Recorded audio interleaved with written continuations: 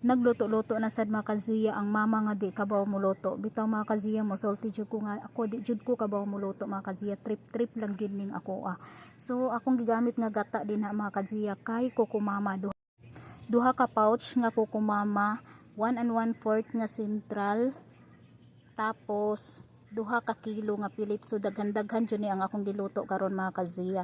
So tamis ni siya mga kaziya kay 1 and 1/4 nga sentral akong gigamit. Then ako nagbutang na lang sad ko og gamay nga vanilla ani. So sayon ra man lutoon jud ang biko mga kaziya no, mag-ukay-ukay ra man jud ka din ha.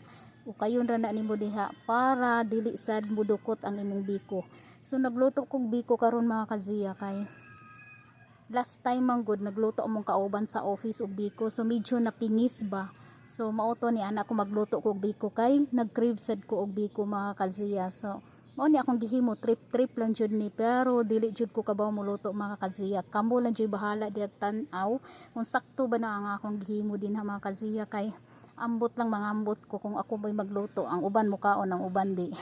Ana man gyud mga kaziya, kanila ging magsalig lang ta sa atong partner no nga maoy mo luto. So sila may kusinero, sila jud mo luto, so ako taga-kaon na jud ko mga kaziya.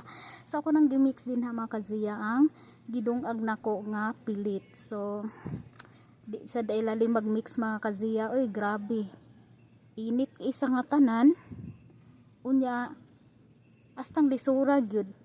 Kinahanglan jud ka mag ipagawas nimo ang imong kusog kung mag-mix na ka dinha sa biko. Pero so far nantawa mga kajiya lami kay atong biko. So mga onata, and thank you for watching, bye bye.